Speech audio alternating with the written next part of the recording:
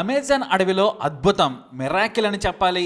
పిల్లలు దొరికారు, ఆరోగ్యంగా ఉన్నారని కొలంబియా ఆర్మీ జనరల్ ప్రకటించడంతో దేశం మొత్తం పండగ చేసుకుంది. కొంతమంది ప్రజలు వీధుల్లోకి వచ్చి టపాసులు కూడా కాల్చారు, మరికొంతమంది స్వీట్లు పంచారు. మా కొలంబియా పిల్లలు దొరికారు, వారిని అడవే కాపాడిద్దని హర్షాతిరేకాలు ప్రకటించారు. అవును మరి, అత్యంత ప్రమాదకరమైన అమెజాన్ అడవిలో 40 రోజులు బ్రతకడం అంటే సామాన్య విషయమా? అది కూడా జాగ్వార్ నుంచి మనుషులను మింగే రాకాసి కొండ చిలవలకు అమెజాన్ పెట్టింది పేరు. విష సర్పాలు, క్షణాల్లో ప్రాణాలు తీసే పురుగులు, ఇలా ఒకటేమిటి, ఎన్నో ప్రమాదకరమైన జీవులకు స్థావరం అమెజాన్ అడవి. భూ విస్తీర్ణంలో 1% ఉన్న ఈ అడవిలో ప్రతి 3 రోజులకు ఓ కొత్త ప్రాణి కనిపిస్తుంటుంది. ఇక్కడ ఒంటరిగా బ్రతకడం అసాధ్యం. కానీ నలుగురు చిన్నారులు 40 రోజుల పాటు ఎలా బ్రతికారన్నదే ఇప్పుడు ప్రశ్న.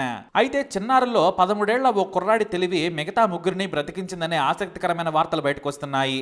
అసలు ఆ మిస్టరీ ఏంటో చూద్దాం.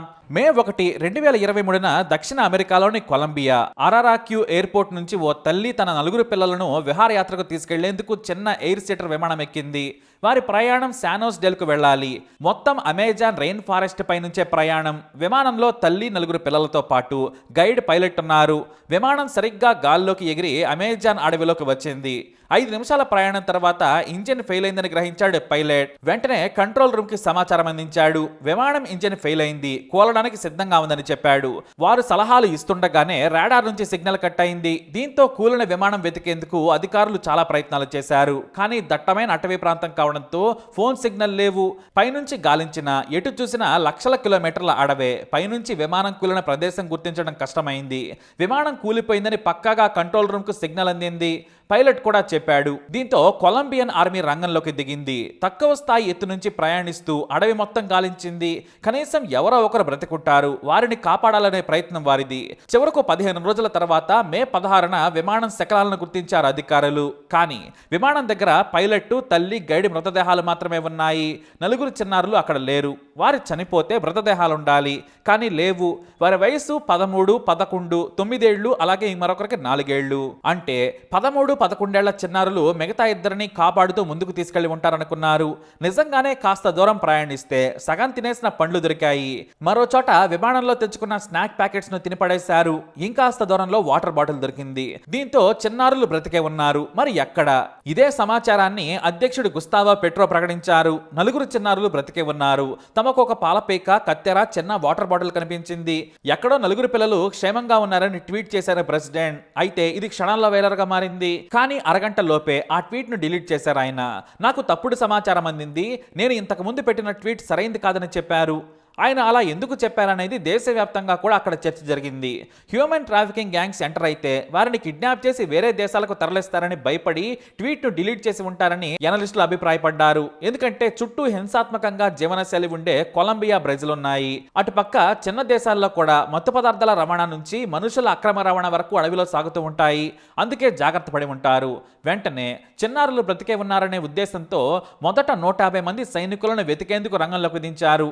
ఆపరేషన్ హోప్ పేరుతో అడవి మీద పట్టున్న సైనికులు విమాన శకలాలు దొరికిన ప్రాంతం నుంచి చుట్టూ 5 కిలోమీటర్ల రేడియస్ లో వెతికారు. కానీ వారు కూడా ఒకరి నుంచి ఒకరు విడిపోలేని పరిస్థితి. వెళితే అంతా కలిసే వెళ్ళాలి, ఎందుకంటే ఆ 4 తప్పిపోయినా కూడా మళ్ళీ కలవలేరు. అధునాతన సాంకేతిక పరిజ్ఞానం ఉపయోగించి కూమింగ్ మొదలు పెట్టారు. పిల్లలు బ్రతికే ఉంటారనే ఉద్దేశంతో హెలికాప్టర్ల ద్వారా విమాన శకలాలు దొరికిన ప్రదేశం మొత్తం దాదాపు 100 కిలోమీటర్ల మేర ఆహార పొట్లాలు, వాటర్ బాటిల్స్ విసరడం మొదలు పెట్టారు. అలా ప్రతిరోజు దాదాపు 325 చదరపు కిలోమీటర్ల దూరంలో ఏమాత్రం ఛాన్స్ ఇవ్వకుండా వదిలిపెట్టారు. ఎందుకంటే ఏ ఛాన్స్ ఇవ్వద్దని భావించారు అధికారులు. అంత దూరం నడవలేరని తెలుసు, కానీ తప్పదు. అయితే సరిగ్గా 4వ రోజు ఓ గుడారాన్ని గమనించారు సైనికులు. అందులోనే ఉన్నట్లు బూట్లు కనిపించాయి, తిని పడేసిన పండ్లున్నాయి, పిల్లలు బ్రతికే ఉన్నారు అనుకుంటూ మరో 50 మంది సైనికులను కూడా వారికి మద్దతుగా హెలికాప్టర్ ద్వారా అడవిలోకి దించారు ఆర్మీ అధికారులు. భారీ వర్షాలతో సైనికులకు చుక్కలు కనిపించాయి. మరోవైపు భారీ చెట్లను చుట్టుకొని ఉన్న ఆనకొండలు, కాలు కదిపితే పాము చప్పుళ్ళు, క్రిమి కీటకాలు. దీంతో అడుగు వేయాలంటే ముందు పూర్తిగా తనిఖీ చేసి రాళ్లు విసిరేసి ముందుకు సాగారు. ఇంతమంది సైనికులే ఇలా జాగ్రత్తగా అడుగులేశారు. అసలు పగల కూడా చీకటిగా ఉండే అడవిలో చిన్నపిల్లలు ఎలా సర్వైవ్ అయ్యారనేదే అర్థం కాలేదు. కానీ వారికి అడవి మీద పరిజ్ఞానం ఉంది. వాళ్ళ తాతతో కలిసి కొలంబియా అడవుల్లో తిరిగారని బంధువులు మీడియాకు తెలిపారు. ఏ రకమైన పండ్లు తినాలో వారికి తెలుసని చెప్పారు. కానీ జాగ్వార్కు అడవి పెట్టింది పేరు. పాములు విషపురుగులను ఎలా దాటుతున్నారు, ఒకవేళ రాత్రి సమయంలో వారిని ఏ కీటకమైనా కరిస్తే అనే టెన్షన్ అందరిలో ఉంది. ఇలా 25 రోజుల కూంబింగ్ సాగుతూనే ఉంది. క్లూస్ దొరుకుతూనే ఉన్నాయి. అయితే తమ ఒక్కరి వల్ల కాదని చుట్టూ అడవిలో విసిరేసినట్లుగా కొండలపై బ్రతికే గిరిజనుల సాయం కూడా తీసుకున్నారు సైనికులు. వారి ప్రయత్నం ఫలించింది. వేగంగా నడవడం వారికి అలవాటు. చేతిలో పదునైన కత్తితో చెట్లను నరుక్కుంటూ విమాన శకలాల నుంచి 3 గ్రూపులు 5 కిలోమీటర్ల రేడియస్ లో వెతకాలనుకున్నారు. అంతకు మించి వెళ్లలేరు. ఎందుకంటే ప్రతిరోజు అక్కడ వర్షం పడుతుంది. ఆ వర్షమే వారికి వరంగా మారిందని స్థానిక అటవీ ప్రజలు తెలిపారు. భారీ వర్షాలకు జీవులు స్థావరంలోనే ఉంటాయి. ఎండ కాస్తే బయటకు వస్తాయి. కాబట్టి జాగ్వార్స్ లాంటి మనుషులను తినే జంతువులు బయటకు రాలేదని చెప్పారు. మరోవైపు నీళ్లు ఉండడం వల్ల కూడా ఇతర జంతువులు రాకుండా చేశాయి. వాటికి తాగడానికి నీళ్లున్నాయి. ఇక తినడం కోసం పైనుంచి భారీగా ఆహార పొట్లాలను జాగ్రత్తగా ప్యాక్ చేసి విసిరేశారు. పాడైపోకుండా ఉండే ఆహార పదార్థాలను అలాగే ఇతర జీవులు ముట్టుకోకుండా పకడ్బందీగా ప్యాక్ చేసి మరీ విసిరారు. చివరకు సైనికులు స్థానిక గిరిజన అటవీ బిడ్డల సలహాలు ఫలించాయి. కొన్ని చోట్ల సైన్యం విసిరేసిన ప్యాకెట్లు తినేసి పక్కన పడేశారు. అయితే ప్రతి ప్యాక్కు వాటర్ బాటిల్ మీద ఓ నోట్ను ఉంచారు అధికారులు. మీరు ఈ నోట్ చూసిన చోటే ఉంచండి, మీరు కదలద్దు, మీకు చుట్టూ మేము ఆహార పొట్లాలు పంపించాము, మిమ్మల్ని వెతుకుతున్నాము, విషపు పండ్లుంటాయి, జాగ్రత్త, మేము పంపిన ఆహారమే తినండి, మీకోసం మేము వచ్చేస్తున్నాం అంటూ నోట్లు పెట్టారు. తన తాత పేరుతో కూడా లేఖలు విసిరారు. అయితే 13 ఏళ్ల కుర్రాడు అద్భుతం చేశాడు. తాము తాగినా తిన్న పొట్లాలను ఓ వరుస క్రమంలో విసిరేస్తూ ముందుకు సాగారు. అలా వెతుక్కుంటూ వెళ్లారు సైనికులు. సరిగ్గా అక్కడే ఓ చిన్న నీటి కొలనులో చేపలు పడుతూ రాళ్ల మీద హాయిగా కూర్చున్నారు పిల్లలు. 4 ఏళ్ల చిన్నారి పైన కూర్చొని చూస్తోంది. దీంతో ఒక్కసారిగా సైనికులు కేరింతలు పెట్టారు. వెంటనే వారిని తమ దగ్గరకు తీసుకుని ఆహారం ఇచ్చి వెంటనే ఆర్మీకి కూడా సమాచారం ఇచ్చారు. తమ లొకేషన్ను పంపడంతో చీకట్లోనే అందరినీ ఎయిర్ లిఫ్ట్ చేశారు. Miracle miracle miracle. 40 రోజుల తర్వాత పిల్లలు దొరికారు. అంతా ఆరోగ్యంగా ఉన్నారని ట్వీట్ చేయడంతో దేశం మొత్తం పండుగ వాతావరణం. మా కొలంబియా బిడ్డలకు అడవిలో బ్రతకడం తెలుసంటూ జనం వీధుల్లోకి వచ్చి కేరింతలు పెట్టారు. టపాసులు పేల్చి స్వీట్లు పంచుకొని తమ సొంత బిడ్డలు బ్రతికారన్నంత సంతోషపడ్డారు. అయితే 13 ఏళ్ల కుర్రాడు వారిని జాగ్రత్తగా కాపాడుకున్నాడని ఓ అధికారి చెప్పాడు.